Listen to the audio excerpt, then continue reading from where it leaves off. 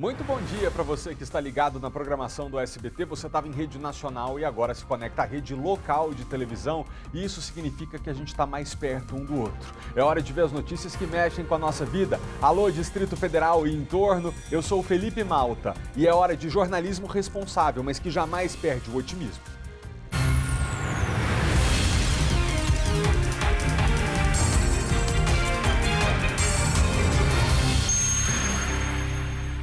Um ano depois da tragédia aérea que matou Marília Mendonça e outras 4 pessoas, a investigação sobre o acidente continua. Vitória Mello.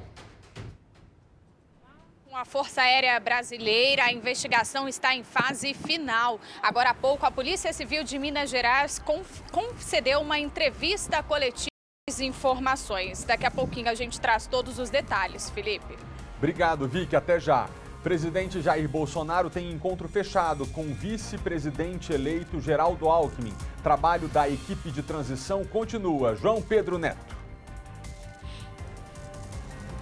Ei, Felipe, nessa sexta-feira, a presidente do PT, Gleisi Hoffmann, e o ex-ministro de governos petistas, Aloysio Mercadante, visitam aqui as instalações do CCBB, Centro Cultural Banco do Brasil, para conhecer o espaço onde vai funcionar aí esse gabinete da transição. Do João, já nos falamos. Acidente com botijão de gás deixa 2 pessoas com queimaduras de 2º grau no CIA. Maicon Leão. Malta, o casal estava fazendo a troca desse botijão de gás quando não percebeu que uma das chamas do fogão estava acesa. E aí, quando eles retiraram a mangueira, ela se transformou num verdadeiro maçarico. Eles tiveram queimaduras nos braços e também nos rostos. Detalhes sobre o estado de saúde. Já falaremos com o Maicon. Sejam todos muito bem-vindos. O nosso jornal já está no ar.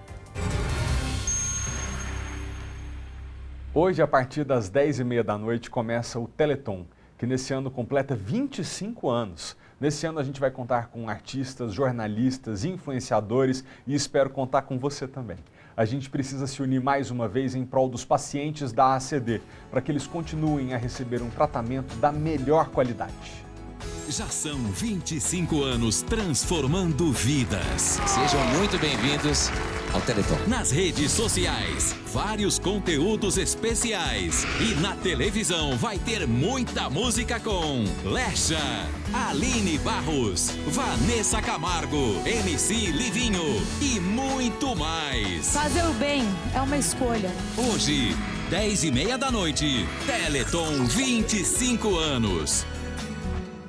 Que demais! Divulgue, participe e, se puder, já faça uma doação via Pix com a chave doeteleton@acd.org.br ou DDD 11 94 311 0144. O mais importante é você estar com a gente. Então, vamos fazer o bem, meus amigos. Lembrando, hoje a partir das 10h30 da noite e amanhã a partir das 9 da manhã, a gente tem um encontro marcado no Teleton. A gente precisa fazer um rápido intervalo, é o único da edição de hoje, então quando a gente voltar, a gente toca a nossa edição até o final sem parar. Voltamos já. Muito bem, bora começar o nosso jornal agora. A gente mostra uma história que eu não tenho nem como imaginar o que essa jovem passou nas mãos desse homem. Uma mulher de 21 anos de idade que foi estuprada e mantida refém por mais de 20 horas por um falso motorista de transporte pirata. A gente custa acreditar. Quem vai trazer mais detalhes para a gente dessa ocorrência é o repórter Maicon Leão. Boa tarde, Maicon. A gente sabe, né, que a culpa nunca é da vítima, né? Evidentemente, o bandido, o criminoso é sempre o monstro que pratica essa atrocidade, mas esse caso, mais uma vez, serve de alerta para que as mulheres, já que a gente está vivendo nesse mundo tão perigoso, se protejam e tomem cuidado quando pegarem transporte pirata, não é verdade? Malta, hoje em dia a gente tem que cada vez mais redobrar o cuidado e desconfiar de tudo e todos, né? Boa tarde para você, para todo mundo ligado no SBT Brasília. Essa jovem, como você disse, ela estava naquela parada de ônibus que fica em frente ao Parque Shopping e ia para casa. Só que como ontem era feriado, a gente sabe que o número de veículos para o transporte coletivo acaba diminuindo, inclusive das próprias lotações que ela costumava utilizar para ir para Valparaíso, que é onde ela mora. E aí ela contou o seguinte, que esse criminoso foi o primeiro a chegar lá no ponto. E aí parou, ela aceitou a corrida, entrou e ia seguindo tudo tranquilamente. Só que chegando ali na região do Parkway, ele parou esse veículo e falou para ela o seguinte, ó, fica calminha aí, fica tranquila, o carro tá trancado, não tem como você sair, eu só quero o seu celular e dinheiro. E aí, ali, conversando, claro, ela já toda aterrorizada com toda aquela situação, ele pegou o carro, continuou dirigindo por mais alguns metros, parou numa região de mata e ali aconteceu o primeiro estupro, malta.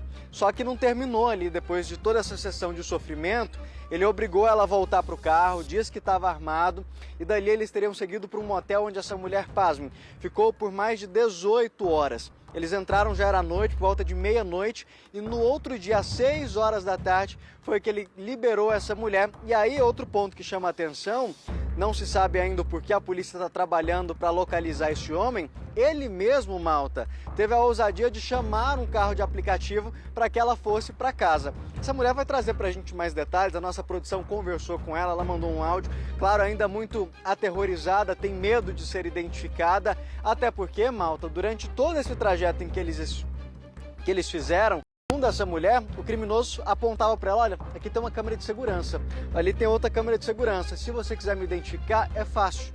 Ainda não sabe o porquê dessa atitude, mas a polícia já sabe quem ele é. Esse homem já teria uma passagem por estupro aqui no DF e está sendo feito o levantamento para saber se em Goiás, que é onde esse homem moraria, se existe outras passagens. Mas vamos ouvir um trechinho do que essa mulher relatou sobre o que ela passou nessas 22 horas em que ela ficou sequestrada por esse homem, sendo ameaçada a todo momento, sendo violentada sexualmente. A gente vai ouvir agora um trechinho. Eu fui pegar uma lotação no Parque Shopping e ontem, como é feriado, geralmente as mesmas lotações passam, mas ontem, como é feriado, esse foi o primeiro que passou. E aí, quando chegou no Parkway, ele estacionou o carro, disse pra eu ficar calma, que não tinha como abrir a porta porque já estava trancado, que ele estava armado e que ele só queria celular e dinheiro. Aí ele deu umas voltas comigo, ele parou no mato, aí ele me estuprou. E aí depois ele seguiu pra uma favelinha pra pegar umas drogas dele, jogou meu celular fora, minha mochila fora. E depois ele me levou pra um motel, aí a gente ficou lá cerca de mais de 12 horas, a gente ficou de meia-noite até as 6 da tarde de agora. E aí, agora ele me liberou e todo o tempo ele estava me dando informação de que ele tinha uma casa no Céu Azul, que é perto de onde eu moro.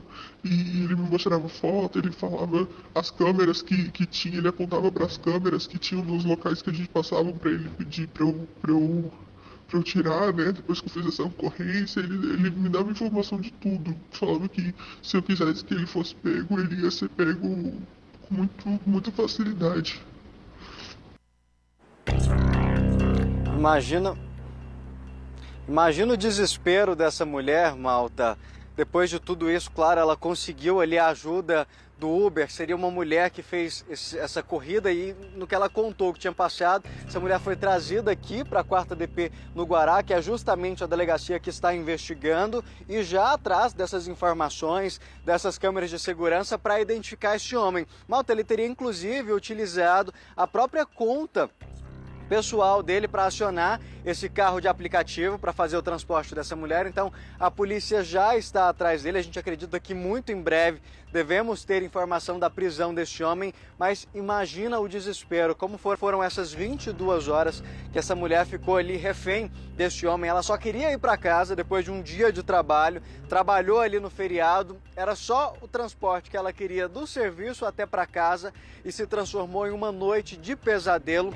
Felizmente aí a pessoa que fez essa corrida, ao perceber o que tinha acontecido, que ela tinha acabado de ser violentada, já deu ali aquele primeiro amparo, ajudou a fortalecer até mesmo emocionalmente para que ela procurasse ajuda, que a gente sabe que infelizmente em muitos desses casos a vítima fica tão assustada, tão atordoada, que prefere guardar para ela, nem chega a denunciar, mas nesse caso essa mulher fez questão de vir na delegacia, o caso já está sendo investigado aqui pela 4ª DP, a gente acredita que em breve tem oficialmente a identificação deste homem, mas a informação que a gente tem é que a polícia já está atrás dele, viu, malta? O Maicon, eu espero que ele seja logo identificado e preso para que a gente tenha a oportunidade de, depois que a polícia colocar lá atrás das grades, exibir o rosto dele aqui. Porque normalmente uma pessoa que comete um crime como esse, nas circunstâncias em que essa mulher foi estuprada, violentada, esse homem muito provavelmente não fez isso pela primeira vez. Você ainda não era nosso repórter, mas algum tempo atrás a gente noticiou aqui o caso do Marinésio Olinto, que era um serial killer, um estuprador e assassino em série, que se valia dessa mesma tática. A Letícia Curado, que era uma advogada, estudante, que trabalhava no MEC, foi abordada numa parada de ônibus num dia que estava querendo chegar aqui para trabalhar por esse homem fingindo ser um motorista de transporte pirata, né, de carona, e acabou sendo estuprada e morta por ele. A partir do desaparecimento da Letícia, foi se descobrir que outros crimes como o dela foram cometidos da mesma maneira, inclusive da diarista que chamava Geni, que foi morta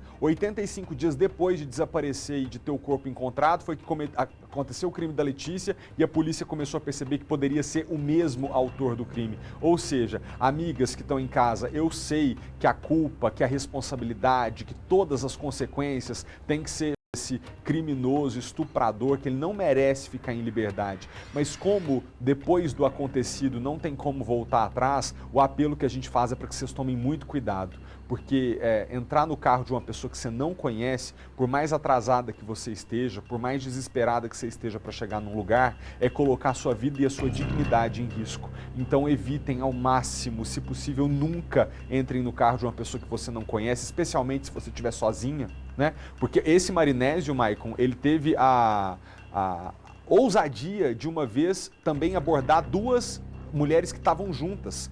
Aí elas puderam apoiar uma a outra, quando perceberam que estava numa situação de perigo, as duas conseguiram se livrar dele. E até procuraram a polícia, mas não conseguiram identificá-lo tão rapidamente. Agora imagina ainda entrar sozinha no carro, né? Você se coloca em mais condição de risco ainda. Obrigado, tá, Maicon, pelas informações. Daqui a pouquinho a gente volta a se falar aqui no jornal.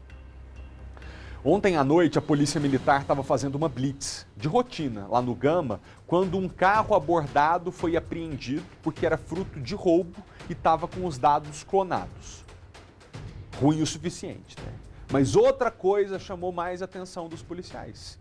Dentro do carro estavam 60 álbuns e 2.000 pacotes de figurinhas da Copa. Kátia Gomes, boa tarde para você. As figurinhas acabaram apreendidas também. Só não sei dizer, vou te perguntar se tudo indica que elas também eram fruto de roubo, fruto de furto. É com você, boa tarde. Oi, Malta, boa tarde para você, boa tarde para todo mundo. Pois é, pode ser sim, porque o homem, né, o que foi preso ali, porque estava com um carro roubado e, como você disse, estava com os documentos ali também clonados, ele não soube dizer, né, não tinha ali a nota fiscal sobre a origem desses álbuns e também das figurinhas. Ele afirmou que todos os álbuns eram dele, que ele tinha comprado, mas como não tinha nota fiscal, e assim, a gente sabe, né, a gente vai numa banca de revista, qualquer pessoa compra um álbum e uma figurinha e não ganha nenhuma nota fiscal. Mas no caso dele, que tinha ali uma grande quantidade de álbuns, como você disse, eram 60 álbuns e 2.000 pacotes de figurinha, ou seja, cada pacote tem 5 figurinhas, né? Somando aí dá 10.000 figurinhas, ele deve ter comprado aí do revendedor, que é a Panini, e por isso, claro, ele precisava sim comprovar ali a origem desses álbuns com nota fiscal. Bom, para falar sobre esse assunto, né, sobre essa prisão e também sobre a apreensão, eu vou conversar agora com o Major Michelo, que está aqui ao meu lado, porque foi uma ação da Polícia Militar, né, Major, durante ali uma abordagem, uma fiscalização que conseguiu identificar que esse veículo se tratava de um veículo roubado? Boa tarde, Malta, boa tarde a todos. Isso mesmo. Eram 10.000 figurinhas, 60 álbuns. E levantou a suspeita da polícia primeiro, porque o carro era clonado. Todos os sinais identificadores do carro foram adulterados. Os criminosos costumam roubar carros, a maioria dos carros são roubados do DF, muitos dos carros são roubados, eles são clonados para ser utilizados em outros crimes, furtos, roubos e até mesmo homicídios. Então a Polícia Militar, ela foca muito em tirar essa ferramenta do criminoso, que é o carro roubado, que eles clonam para não chamar a atenção da polícia. Ele tinha várias passagens por furto, já era conhecido, e estava com esse tanto de material dentro do carro que ele não soube explicar, não tinha nota. foi tudo parar na delegacia e agora vai ficar por conta da investigação saber da onde veio, se ele adquiriu legalmente ou ilegalmente esse material. É por isso que realmente levanta a suspeita de que todo esse material pode ter sido furtado, porque se ele estava com um veículo que era ali fruto de roubo, né, com sinais identificadores adulterados, como o senhor disse, essa prática, geralmente, eles utilizam para cometer outro crime. Então, tudo indica que aquele material ali pode ter sido furtado. Vamos ver a nossa suspeita se bate depois. Eles costumam usar esses carros para cometer crimes, eles vão trocando as placas, vão trocando para que a polícia militar não consiga identificar a polícia civil e cometem vários delitos. Eles furtam muito quiosques, bancas de revistas, pode ser que numa dessas tenham levado esse material que é muito procurado hoje, principalmente pelas crianças, né? Se você ver, toda criança está com um álbum desse de figurinha, e tem figurinhas hoje que estão valendo muito dinheiro, porque tem figurinha exclusiva, tem umas figurinhas que eles vendem no mercado aí bem caro, então você já não sabe nem o valor dessas figurinhas, que figurinhas são essas, então vai ficar por conta da investigação, falar o que é ali e desvendar o caso. Pois é, 2 mil pacotes ali, né? 10 mil figurinhas, realmente o valor deve ser muito alto, né? Deve ser muito alto, porque se tiver figurinha rara ali, eu não sei o que tem nessas embalagens, pode ser que valha. Agora, em relação ao veículo, tem mais informações? Quando que ele foi roubado? Não, a gente não conseguiu essas informações. Agora ficou por conta da Polícia Civil identificar quem é o verdadeiro proprietário, identificar que carro que é. Quando eles modificam os sinais identificadores, são todos os números do carro. Número do motor, número do chassi, e aí dificulta para a polícia de imediato conseguir localizar o dono, porque a gente tem que levar para a perícia, só a perícia vai poder dizer o número antigo que estava ali, se conseguir, se eles não fizeram um trabalho muito bem feito, para identificar quem é o dono daquele carro, para a gente saber quanto foi roubado, quais foram as circunstâncias. O senhor tem a informação, se ele falou alguma coisa ali no momento, sobre o veículo, onde ele tinha conseguido aquele veículo? Como todos os criminosos, eles tentam desconversar, falam que comprou quase sempre, comprei de um amigo por R$2.000, por R$10.000, e aí tenta justificar uma coisa injustificável. Acho que vale até o alerta também, né, Major? Porque comprar carro muito barato ali levanta a suspeita de que o veículo pode ser roubado, né? Se, claro, esse foi o caso. Quando você for comprar um carro, você tem que verificar a documentação, chassi, de preferência levar numa pessoa especializada para olhar o carro, para ver se está tudo correto, se não está devendo nada, se o carro não é roubado, não é clonado, não está com mandado judicial. Tudo isso você tem que verificar antes de comprar um carro. Acho que quase todo mundo sabe disso. Mas um carro que vale 20, 30 mil reais, você pagar 2 mil, 10 mil, com certeza você sabe que ele é roubado, furtado, porque ninguém vai vender um carro por 1/3 do preço. Nesse caso mesmo, ele argumentando ali que comprou, levanta a suspeita que ele pode estar envolvido no crime, já que ele já tinha passagens por furto. Pode ser que ele esteja envolvido no crime ou simplesmente ele é o receptador. Ele sabendo que é roubado, furtado, ele vai lá e compra o carro. Justamente para cometer possíveis crimes. Justamente, a maioria dos criminosos fazem isso, para cometer outros crimes. Tá certo então, Major. Muito obrigado pelas informações. Então é isso, malta. Você tem mais alguma dúvida, alguma pergunta? Não, muito obrigado, Kátia, pelas informações. Agradeço ao Major pela presença. Chama a atenção, né? Que bom que ele já trouxe esse esclarecimento, que aqui no Distrito Federal, carros clonados na rua geralmente não é o único crime, né? Clonar um carro para ter o carro, não. É para praticar outros crimes com esse veículo que é produto de roubo ou furto. Então é importante a gente ficar atento a isso para as próximas ocorrências, inclusive para que a população entenda, né? Que quando chega, como você acabou de dizer ao Major, uma pessoa oferecer um carro muito abaixo do valor de mercado, há que se desconfiar imediatamente. Será que esse carro é legal ou será que ele não é produto de crime? Não estou me colocando numa enrascada, vou ser indiciado depois por receptação, porque você pode até não saber. Agora, um carro que vale 20 mil que você comprar por 2, dava para desconfiar, né? Obrigado, tá, Kátia? Valeu. A polícia fez uma operação contra um banco digital suspeito de promover pirâmide financeira. O prejuízo aos clientes pode chegar a 100 milhões de reais. A polícia cumpriu mandados de busca e apreensão em endereços ligados ao Outbank. O banco digital é acusado de dar golpe em mais de 1.000 clientes, em 3 estados e no Distrito Federal, como este homem. Investi 200 mil de capital próprio, uma vida de trabalho construída em 27 anos, mais 150 mil de empréstimo bancário, e isso hoje está acabando com a minha saúde e da minha família. A isca para fisgar os investidores eram rendimentos mensais de até 10%, bem acima do mercado. Os clientes recebiam as parcelas por alguns meses e depois, mais nada. Eu desconfiei bastante, né, nessa primeira ligação, já aquele sinal de que era um golpe, de que era alguma coisa muito irregular já tinha acendido, mas em seguida eles devem ter falado alguma coisa que me convenceu. Não foi por acaso. Os agentes apreenderam um caderno usado pela organização, com o título Táticas dos Amassos, com dicas para convencer os indecisos. São fraudes, são golpes que induzem a pessoa a fazer investimento, quando na verdade não há investimento algum. Apesar de operar livremente, o Outbank não tem cadastro no Banco Central. O Ministério Público do Rio de Janeiro recebeu o inquérito da Polícia Civil e já encaminhou denúncia à Justiça, referente aos clientes lesados aqui no estado. O empresário Yuri Medeiros Correia foi apontado como líder da organização criminosa. A polícia agora investiga empresas que captavam clientes para o Outbank. Muitas das vítimas fizeram empréstimos para poder investir no banco. Como o cliente contrai um empréstimo, ele perde o que não tem, e geralmente ele não tem como pagar essas parcelas, isso acaba impactando todo no orçamento familiar. Tem clientes aqui do escritório que chegaram a se separar, enfim. Nós tentamos falar com o Yuri Medeiros, mas ele não respondeu aos nossos contatos. A polícia identificou agentes suspeitos de furtar condomínios de luxo. Há uma semana, o chefe do bando, um menino de 15 anos, tinha sido apreendido.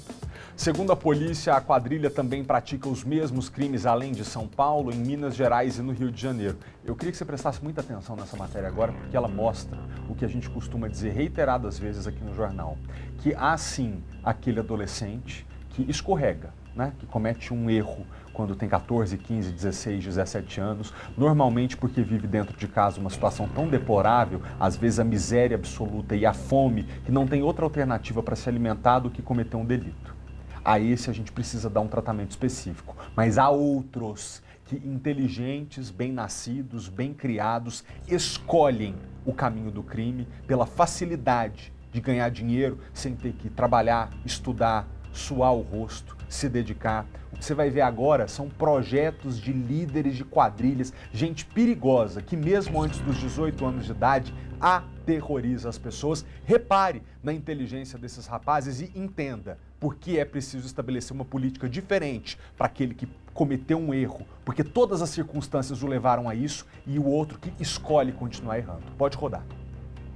Estas são imagens da quadrilha de adolescentes de São Paulo agindo em Copacabana, no Rio de Janeiro. O jovem de 17 anos se passa por parente de um morador e engana o porteiro. Quando entra no elevador, ele disfarça. O adolescente evita mostrar o rosto para a câmera e ouve música com fone de ouvido. Tudo para não despertar nenhuma suspeita. 1 hora depois, o ladrão mirim sai. A mochila está cheia de joias e dinheiro.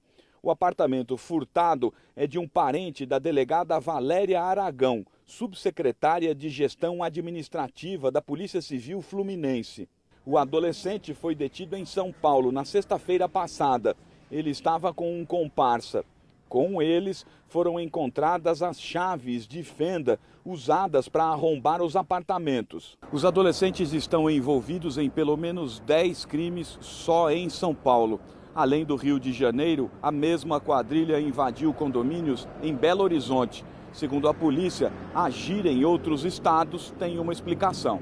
É uma estratégia. Eles começam praticando os crimes aqui e, com a intensidade e o número elevado, acaba sendo perseguido pela polícia, apreendidos, e então eles acabam não deixando de praticar, eles migram para outros estados para continuar a atividade delitiva. Os 2 jovens fazem parte do bando chefiado por este adolescente de 15 anos. Foi ele quem invadiu o apartamento da cardiologista Ludmila Abraão Rajar, nos Jardins, na zona oeste da capital paulista. Levou 3 milhões de reais em joias. Um outro integrante do bando furtou milhões de reais em joias do apartamento da socialite Beth Zafir, em dezembro do ano passado. Ela esteve no DEIC durante a semana para ser ouvida. Parte do bando foi detida quando jantava tranquilamente num restaurante em Guarujá, no litoral, na semana passada. Este é o momento da chegada dos policiais. Agora repare neste adolescente. Ele bate o telefone celular várias vezes na cadeira para quebrar o aparelho. Ele queria destruir provas dos crimes que cometeu. Coisa de gente grande. Coisa de gente grande. Nós, neste caso, estamos diante de um grupo de adolescentes menores de idade que estão cometendo esses crimes porque fizeram um cálculo muito bem feito racionalmente. Eles sabem que eles não serão punidos. Eles sabem que a lei os protege. Eles sabem que é mais fácil ganhar 3 milhões de reais entrando num apartamento de luxo, porque nenhum trabalhador brasileiro decente conseguiria uma quantia como essa com tanta facilidade. Essas pessoas, elas se aproveitam da frouxidão da lei brasileira para poder ganhar dinheiro às custas do patrimônio das outras pessoas. E isso é muito errado. É por isso que a gente tem que discutir o Estatuto da Criança e do Adolescente. Não é porque a gente entende que um menor de idade deva receber o mesmo tratamento de um adulto em plena consciência daquilo que faz. Não, é porque vivemos outros tempos. E nesses tempos que a gente vive hoje, é bem possível que 3 adolescentes plenos de possibilidades, cheios de inteligência, bem criados e dispostos, troquem conscientemente a vida do estudo e do trabalho pela vida da bandidagem, porque entendem. É preciso entender a diferença entre aquele adolescente que é fruto da miséria, do descaso, da falta completa de oportunidades, para quem a gente tem que olhar com um pouco de mais calma, entender que tropeço foi e quem sabe oferecer uma nova oportunidade e novas possibilidades, há tanta vida pela frente, ensiná-lo o caminho do bem. Há outros que já refletiram sobre o assunto e entenderam que é melhor continuar no caminho do mal, porque não dá nada, se der pouca coisa. A Polícia Civil prendeu um traficante de 24 anos que escondia drogas dentro do para-choque de uma Kombi lá na Estrutural. Quem tem os detalhes desse caso é a repórter Vitória Mello. Vicky, boa tarde para você. Parece que essas drogas eram vendidas para uma distribuidora de bebidas, é isso? Boa tarde. Boa tarde a todos. Bom, as investigações começaram depois que a Polícia Civil recebeu a denúncia de que um homem de 24 anos estaria vendendo drogas em uma distribuidora de bebidas lá da região da Estrutural. Então, os policiais começaram a monitorar esse suspeito. Foram 3 dias de monitoramento e os policiais descobriram não só, confirmaram essa denúncia de que ele realmente estaria vendendo entorpecentes nessa distribuidora de bebidas, mas que também ele vendia drogas nas ruas ali da Estrutural e usava uma Kombi, o para-choque de uma Kombi. Ô Vicky, se você me permite, é só um minutinho, tá, que eu vou te pedir licença, porque como a gente está nos primeiros dias dessa transição de governo que interessa a todos os brasileiros, eu queria te interromper rapidamente, com licença, para a gente abrir o sinal e ouvir o que Gleisi Hoffmann, que é presidente do PT, esteve à frente da campanha de Luiz Inácio Lula da Silva, porque ela conversa nesse momento com a imprensa e a gente pode ter informações sobre a transição de governo que se estabelece nesse momento no país. Vamos ouvi-la. A gente colocar a equipe de transição. Eles já nos disponibilizaram o 2º andar, já estão finalizando com os equipamentos, com mesa. Tem também o 1º andar, se nós precisarmos, acho que vamos precisar, porque embora tenha a equipe, que o vice-presidente Alckmin já falou, de 50 pessoas, nós vamos ter muitas pessoas que não necessariamente nomeadas nesses cargos, mas que vão estar trabalhando na transição como voluntárias. Então a ideia é que a partir de segunda-feira a gente já comece a ocupar o espaço.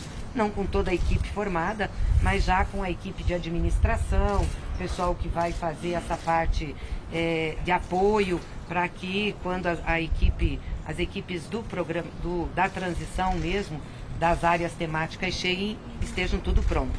Nós vamos agora nos reportar ao vice-presidente Geraldo Alckmin, mostrar a ele o que nós vimos, a divisão como tem, e ele deve estar aqui já a partir da semana que vem, não é, Floriano, para a gente já iniciar os trabalhos. Eu queria agradecer aqui a direção do Banco do Brasil, também agradecer a disponibilização das pessoas, da equipe técnica do banco, para que a gente possa começar essa transição. Presidenta, boa tarde. Joconda Brasil da TV Globo. Na segunda-feira, a previsão do presidente Lula está aqui em Brasília. a senhora podia falar um pouco dessa agenda dele e se ele virá aqui já conhecer também as instalações de onde ele vai ficar do gabinete, pretende trabalhar daqui? Não há previsão dele estar em Brasília na segunda. Há uma possibilidade de ele estar aqui na semana que vem, mas nós ainda vamos discutir a agenda com ele na segunda-feira. Não sabemos ainda, porque ele está viajando, ele retorna no domingo e na segunda a gente tem um encontro para discutir a agenda dele. Esse encontro, perdão, Presidente, o senador Renan Calheiros disse que a PEC da transição pode ser uma barbeiragem, um erro político, que era melhor discutir com o TCU. Como é que a senhora avalia essa declaração dele? Seria melhor que negociar com o Centrão? Até conversei ontem com o senador Renan Calheiros. Eu acho que nós temos que ver todas as possibilidades que nós temos para viabilizar aquilo que foi contratado nas urnas, que é importante. Ou seja, nós não podemos entrar 2023 sem o auxílio emergencial, sem o aumento real do salário mínimo. São coisas que foram contratadas com o povo brasileiro. E tenho certeza que o Congresso tem essa sensibilidade, Tribunal de Contas também. Então nós estamos analisando todas as oportunidades para entregar ao povo brasileiro aquilo que foi contratado com ele no processo eleitoral. Lisandra da Rueda.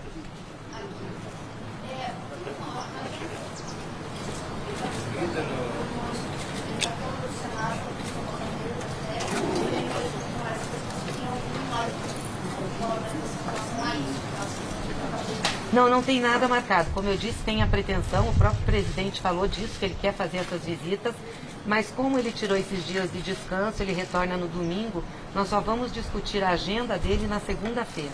Aí na segunda-feira a gente tem condições de informar a agenda dele em Brasília ou em outro lugar. Presidente, Leonardo Martins do UOL, eu gostaria de uma declaração da senhora sobre hoje a resposta que a senhora deu ao vice-presidente Macedo. A senhora acredita que isso distancia o PT do setor evangélico? Porque houve críticas nesse sentido à sua declaração.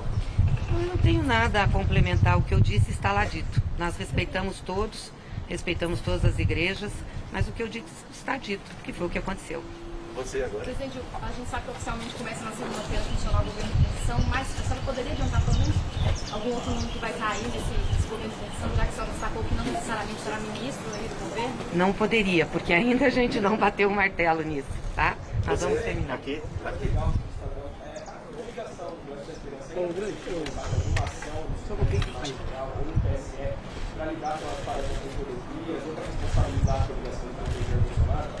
Isso já foi tomadas as medidas pela Confederação Nacional de Transportes, por entidades representativas, inclusive dos caminhoneiros, pelo setor privado. Me parece que já está estabelecida a normalidade. André, do BEP, por favor. Teve um encontro no Congresso aqui. Tem algum avanço em relação à PEC da transição? O que deve ser abarcado? Tem alguma novidade em relação a isso? Não, a área técnica está discutindo junto com o nosso pessoal da Comissão Mista de Orçamentos, nossos deputados, nossos senadores. Possivelmente na segunda-feira a gente tem alguma coisa. Tá? André, Jubé, independente do que aconteceu com o Edir Macedo, o PT está estudando medidas para se reaproximar do público evangélico que votou em peso no presidente Bolsonaro? Nós nunca nos afastamos e sempre respeitamos. Nós só não misturamos política com religião. Isso é importante ficar claro. Então nós temos o maior respeito e nossa missão, o nosso compromisso, o compromisso do presidente Lula, do vice-presidente Alckmin, é fazer com que o país saia da crise, que a gente reconstrua esse país e todos farão parte desse processo. Eu vi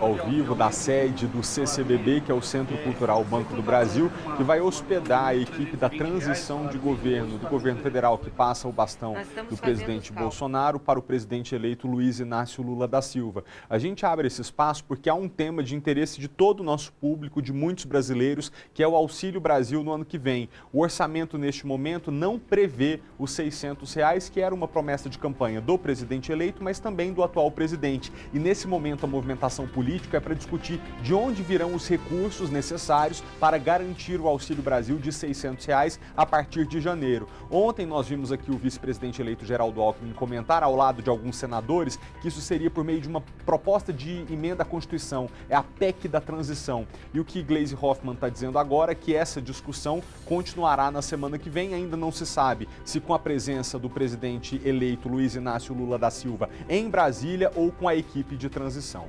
Então agora eu queria retomar o contato com a repórter Vitória Mello. Vicky, obrigado, tá? Pela paciência, por voltar aqui falar com a gente, é porque a gente dá prioridade para o que está acontecendo ao vivo e a fala que a gente ouviu estava sendo transmitida nesse momento. Você pode complementar, por gentileza, as informações que você nos trazia? É com você. Claro, Felipe. Bom, boa tarde mais uma vez a você, boa tarde a todos. Nós estávamos falando de uma investigação da Polícia Civil que prendeu um traficante de drogas lá na região da Estrutural. Inicialmente, a polícia recebeu a informação de que havia um homem de 24 anos vendendo entorpecentes em uma distribuidora de bebidas lá da região.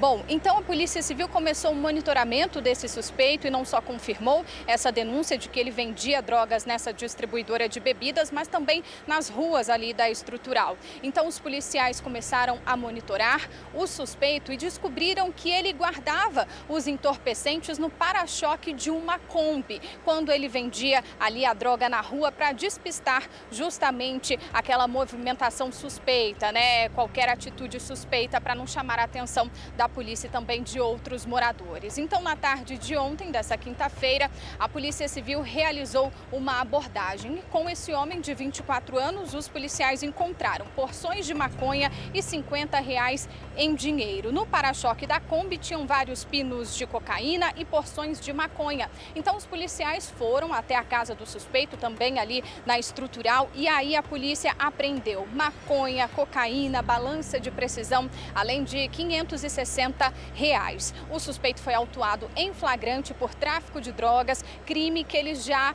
tinha praticado outras vezes. Agora, se condenado, pode pegar até 15 anos de prisão. O delegado responsável por essa investigação mandou um vídeo pra gente dando detalhes desse caso. Vamos ouvi-lo. Durante o realizado, percebeu-se que este traficante, enquanto realizava a venda da droga em via pública, guardava o entorpecente no para-choque de uma Kombi abandonada. Após realizar a captura deste traficante, nós encontramos uma porção de maconha e R$50 em espécie com o mesmo.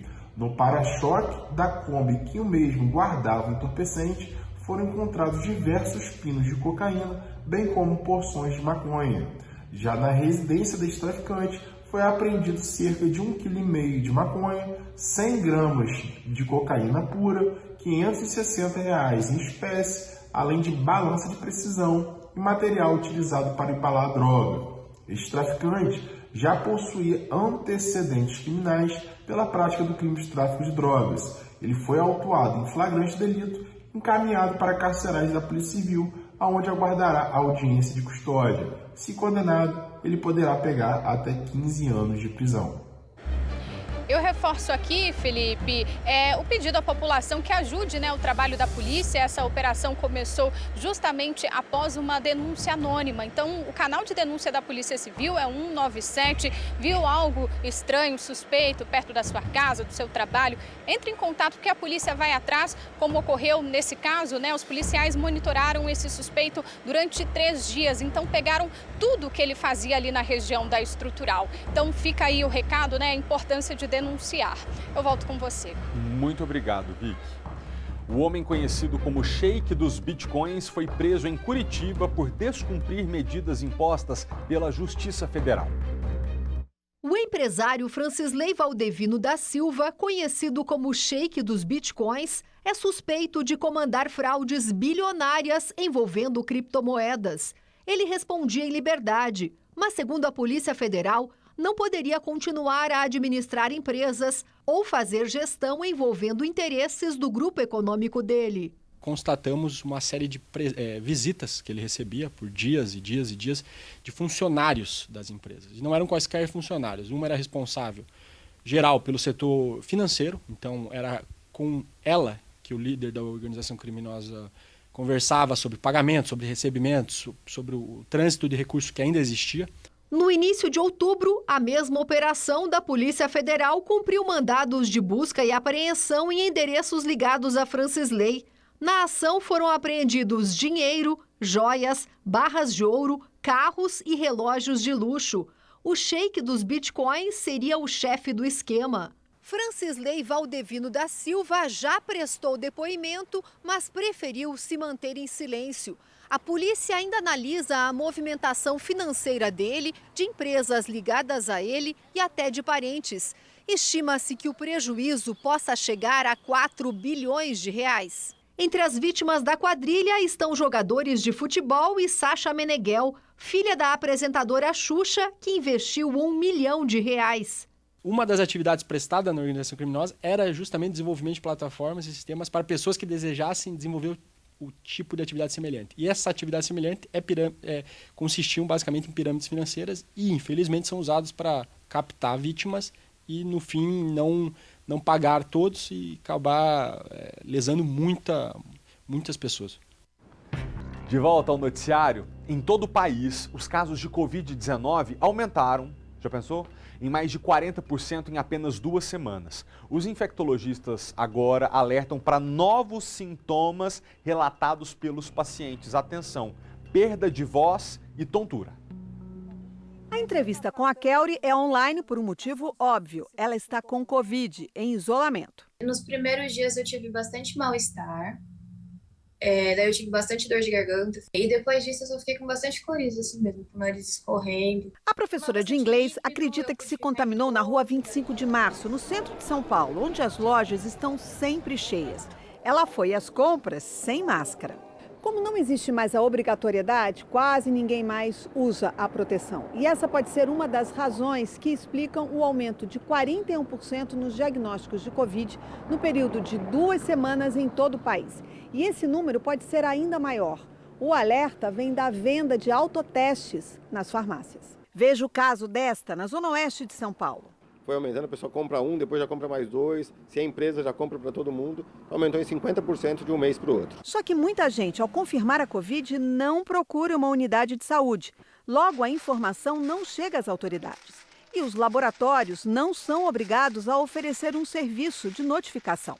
Segundo esta infectologista do Instituto Emílio Ribas, o avanço dos casos agora também se explica pela janela imunológica. É que as vacinas que tomamos oferecem em torno de 3 a 4 meses de proteção. Muitas pessoas já estão sem cobertura e outras nem tomaram todas as doses a que têm direito. Eu acho que o governo deveria estar pensando na vacina atualizada, né? Você já tem tanto proteção, né, para fabricação de anticorpos para a cepa original, mas também para a Ômicron. Eu te diria que o mundo inteiro já está usando, o mundo desenvolvido já está usando uma vacina bivalente. A Pfizer, que fabrica o imunizante, aguarda um parecer da Anvisa para uso emergencial no Brasil. Até lá, médicos e pacientes precisam estar atentos a novos sintomas que vêm sendo relatados. Afonia. O que é afonia? Você perde a voz.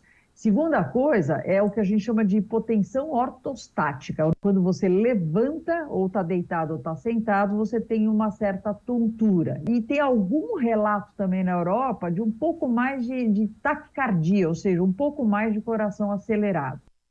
A sorte, né, gente, é que nós estamos majoritariamente vacinados e, portanto, normalmente a Covid, mesmo que chega agora, chega de forma mais leve. Mas é importante a gente ressaltar que se faz muito tempo que você tomou vacina, quem sabe não está na hora de vacinar de novo, né? Já pensou? Depois que a pandemia está praticamente extinta, a gente pegar a Covid outra vez, deve ser chato demais, né?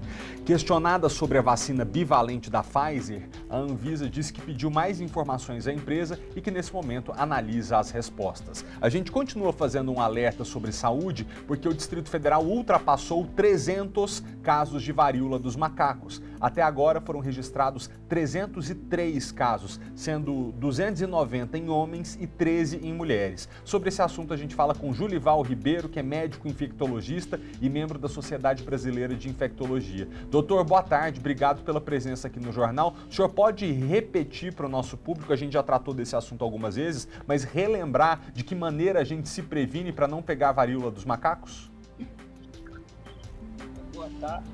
É importante saber que a varíola dos macacos, conhecida também como monkeypox, como é que se pega essa doença? Se pega sobretudo se você tiver contato com uma pessoa infectada, tiver contato próximo, pele a pele, se você, por exemplo, utilizar utensílios recentemente contaminados com o vírus da monkeypox, e raramente você pode também pegar através de secreções respiratórias, você tossir ou beijar outra pessoa que estiver próximo. Mas vale lembrar que o método de maior contágio é através de você, um contato íntimo, pele a pele. Em relação ao que você colocou, que tem maior número de casos de homens com a monkeypox do que as mulheres, é isso se visto no mundo inteiro. O homem tem muito mais contato físico, sobretudo um grupo específico, são pessoas de homem contra outro homem, tem esse contato mais físico, mas vale relembrar que isso não é uma doença considerada sexualmente transmissível e qualquer pessoa, mulheres, homens, crianças, qualquer um pode adquirir a doença monkeypox. Julival, e quais são os sintomas que podem servir de alerta que a pessoa pode estar tendo e às vezes desconfiar que ela tenha monkeypox? Olha, veja bem, o sintoma mais comum são aquelas erupções cutâneas, depois vira bolha e depois vira crosta, que elas se caem. Então, se uma pessoa tiver febre, mialgia, cefaleia e começar a aparecer qualquer lesão no corpo, ela deve procurar uma unidade de saúde, porque com o diagnóstico precoce a gente vai isolar essa paciente, orientá-lo, o paciente, para outras pessoas não se contaminarem com esse vírus. E a outra coisa importante que eu deixei para falar é que, além dessas erupções, os gânglios, né, ficam edemaciados, inchados, é uma característica dessa doença. Doutor Julival, recado dado, muito obrigado pela presença e por nos ajudar a trazer essa informação aqui no jornal. Bom fim de semana para o senhor, até a próxima. Até a próxima, obrigado. Muito obrigado. Voltando aqui para o noticiário local, 2 pessoas tiveram queimaduras graves hoje pela manhã quando foram trocar um botijão de gás num quiosque no CIA. Quem tem os detalhes para a gente é o repórter Maicon Leão. Maicon, você está de volta ao jornal, conta para a gente o que aconteceu durante essa troca de botijão. Exatamente, Malta, boa tarde para você novamente, para quem está chegando agora no SBT Brasília. Exatamente, tudo aconteceu nesse restaurante, que aqui no trecho 2 do CIA. Era por volta de 8h40 da manhã, quando os funcionários, Malta, foram fazer a substituição do botijão de... O que eles não perceberam é que uma das chamas estava aberta. Então, no que eles fizeram ali, a retirada dessa...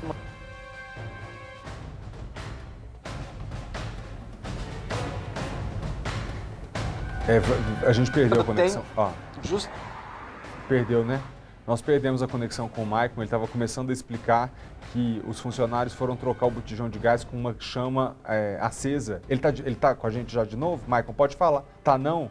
Ah, tá bom. Vamos tentar daqui a pouquinho voltar com ele. Que coisa, hein, gente? Não pode fazer isso não. Trocar o botijão de gás com a chama do fogão aceso, que isso? Daqui a pouquinho a gente volta lá.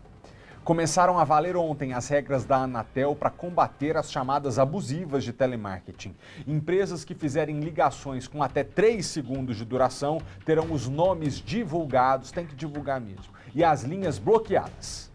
O telefone da diarista Dilma toca sem parar. Muitas vezes ela atende, mas a ligação logo cai. Não aguento mais esse tipo de ligações. O único dia eu recebi 78 ligações. Acredite, 78 ligações. Para evitar este tipo de importunação, novas regras foram estabelecidas pela Agência Nacional de Telecomunicações. O objetivo da Anatel é combater aquelas chamadas de curta duração, que não passam de 3 segundos. Nesses casos, o consumidor atende, mas não chega a falar com ninguém porque o telefonema é encerrado em seguida. Segundo a agência, é uma prática de empresas que utilizam robôs para dispararem ligações em massa.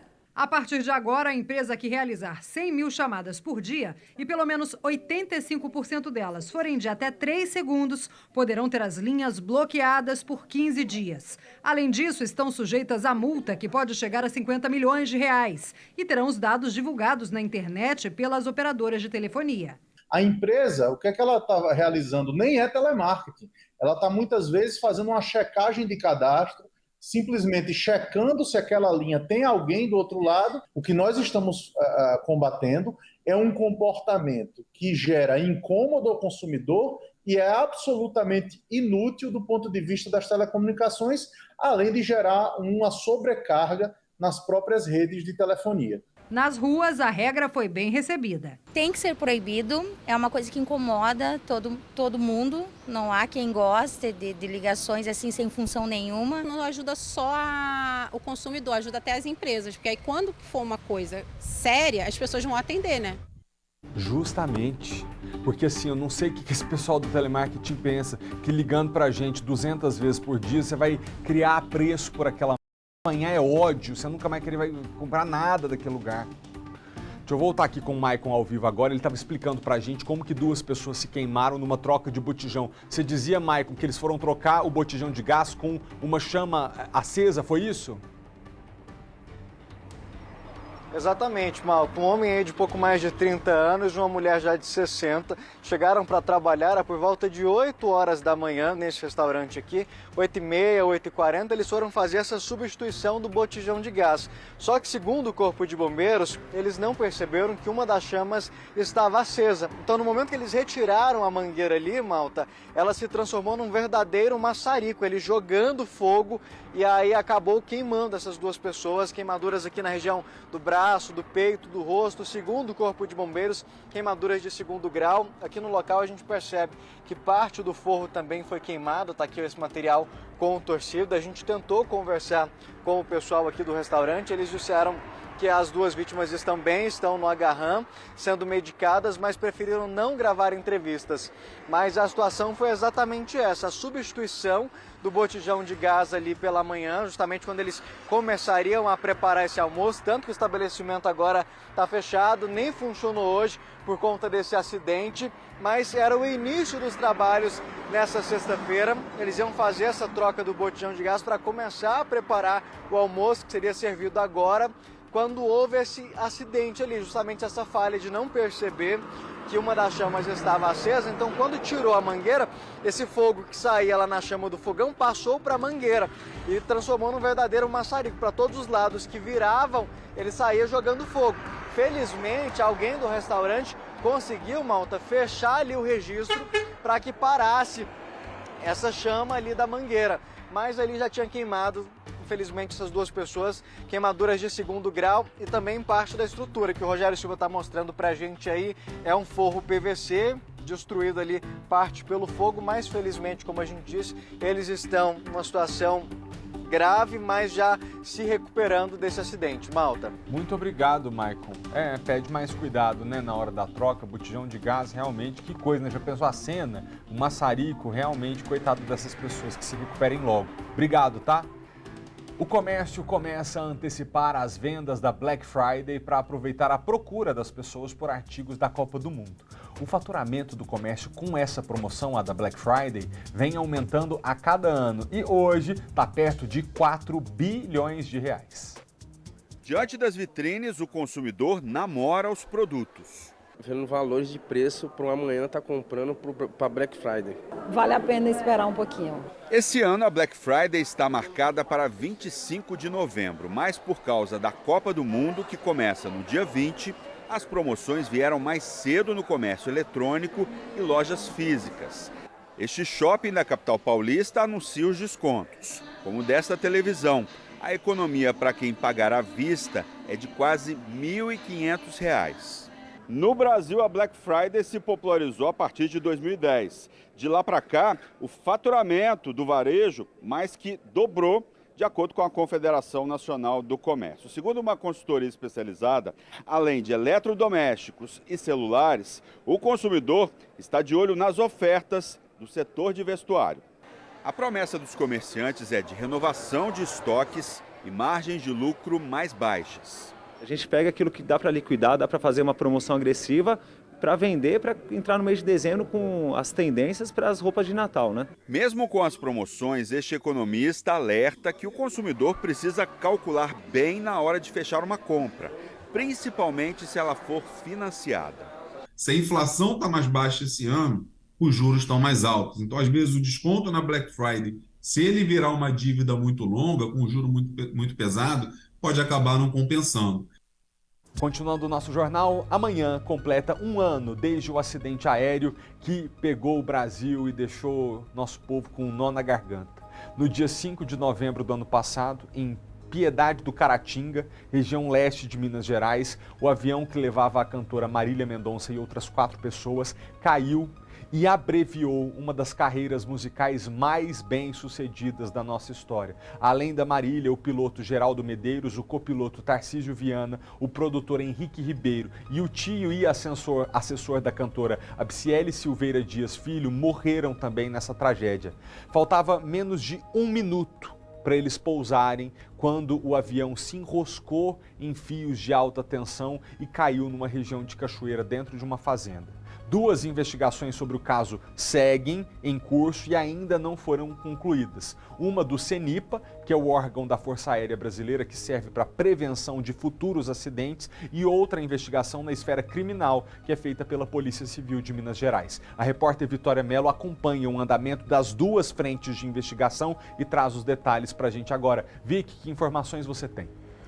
Felipe, de acordo com a FAB, essa investigação está em fase final, o trabalho de campo já foi concluído e agora a próxima etapa prevê a discussão do relatório com representantes dos países de fabricação da aeronave e também dos motores. Assim que as análises forem concluídas, vão ser emitidas as recomendações de segurança. De acordo com a FAB, a investigação do CENIPA busca prevenir novos acidentes com características semelhantes, sem buscar culpa ou responsabilidade.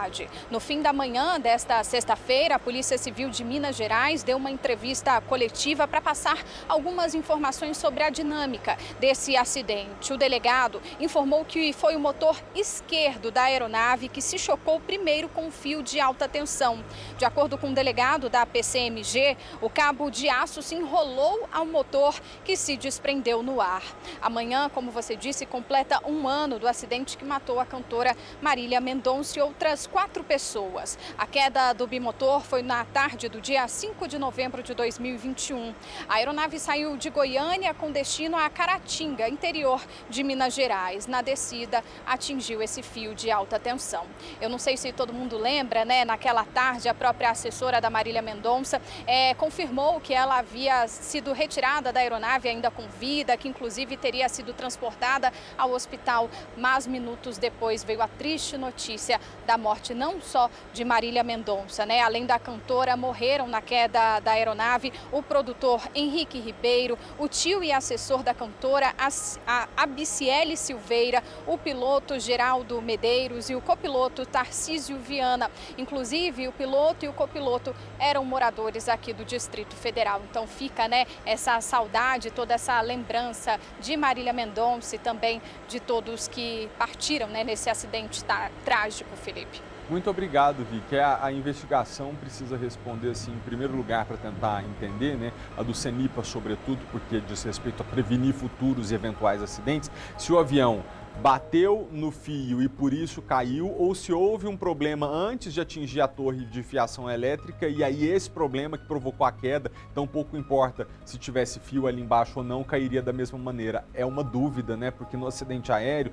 tem que se analisar as questões técnicas, porque as testemunhas do acidente, infelizmente, partiram e a gente não tem como exatamente saber o que aconteceu. Que a investigação chegue a uma conclusão brevemente. Obrigado, Vicky, pelas informações. Metade das cidades do interior de São Paulo gastou...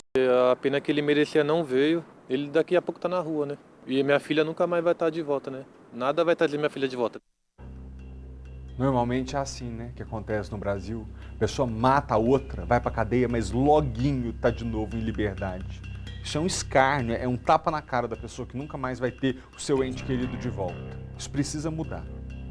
Acionando agora os nossos repórteres ao vivo, um motorista que estava embriagado causou um acidente de trânsito em Sobradinho 2. E o que chama a atenção nessa ocorrência é que algumas testemunhas filmaram a situação em que esse motorista estava dentro do carro, completamente bêbado. Kátia Gomes traz os detalhes pra gente. Kátia, graças a Deus, ninguém se machucou de forma grave nesse acidente, destoando de tantos casos trágicos que a gente traz aqui no jornal, em que uma pessoa bêbada pega volante e tira a vida da outra pessoa. É com você.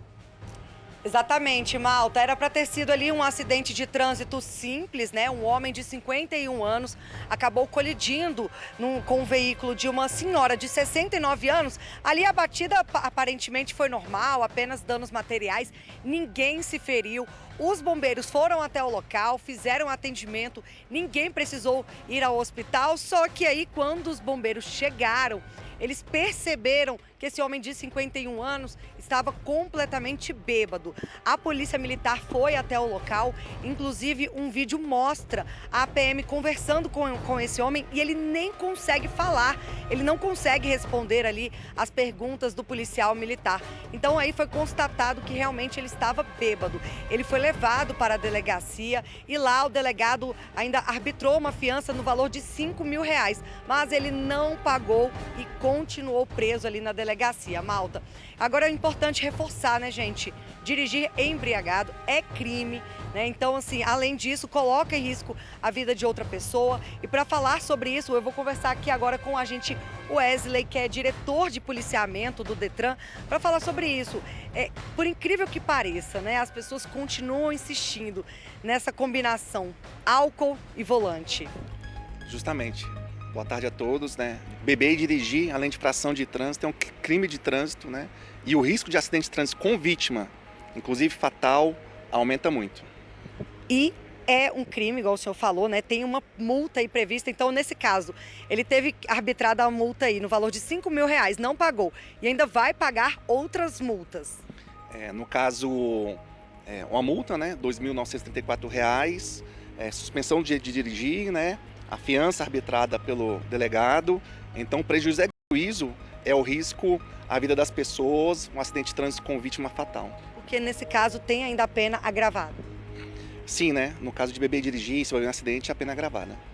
E aí, vale ressaltar, né? Se machucar a pessoa é uma pena, se a pessoa, né, a vítima ali vier a óbito também, é uma outra pena ainda maior.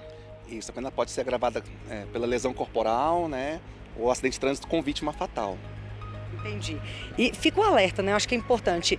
Tem outros meios alternativos, a pessoa pode ali dirigir, pode beber e não precisar dirigir. O que ela pode fazer?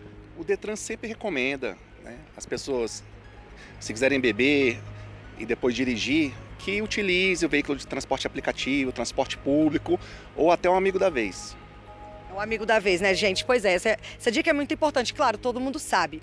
Tem sim transporte por aplicativo ou utilize o amigo da vez, mas nunca, gente, não pode beber e dirigir. Aí coloca em risco a própria vida e a vida de terceiros. Malta, eu volto com você. Obrigado, Kátia. E a gente sabe que nós estamos num momento que, assim, pegar o transporte por aplicativo, se a pessoa mora longe, talvez fique caro.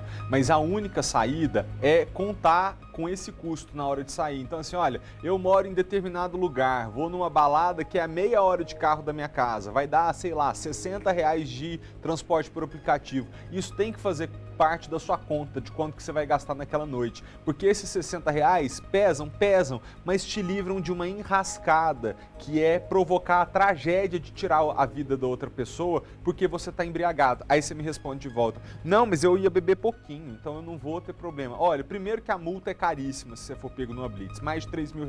Outra coisa, se você se envolve num acidente de trânsito, mesmo que não seja culpa sua, é óbvio que é protocolo do Detran e da Polícia Militar, quando chega um acidente, testar se as pessoas consumiram álcool ou não. Às vezes nem é culpa sua, mas porque você está embriagado vira culpa sua. Então, de todo modo, o mais correto sempre é não combinar jamais álcool e volante pelo seu bem e pelo bem das pessoas em volta. Obrigado, Kátia.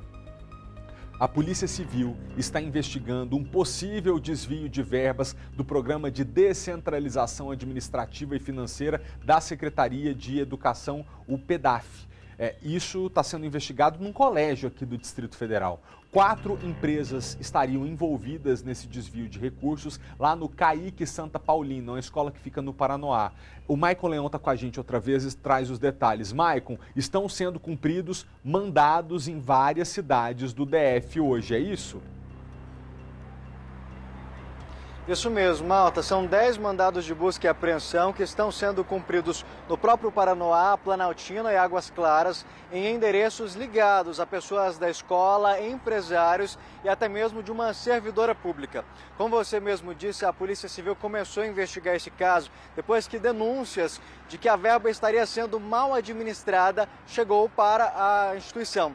E aí, Malta, essa operação tem até um nome bem sugestivo para essa situação, já que o desvio de verbas está acontecendo em uma escola, é a Operação Reprovados, que já chegou até agora em 4 empresas. Malta, pontos que foram levantados pela Polícia Civil até agora, que já dão um certo indício de irregularidades, é justamente notas fiscais, por exemplo, emitidas por empresas para serviços que aquela empresa normalmente não presta, ou para itens que aquela empresa não costuma vender, notas fiscais até mesmo fora do orçamento daquela data, por exemplo, que era previsto para aquele orçamento. Tudo isso já foi levantado até agora no CAIC do Paranoá e está sendo investigado pela Polícia Civil aqui do Distrito Federal. São 10 mandados de busca e apreensão justamente para levantar mais informações, para dar mais robustez para essa investigação. A gente procurou a Secretaria de Educação aqui do Distrito Federal, que disse para a gente o seguinte, que a investigação está acontecendo em segredo de justiça.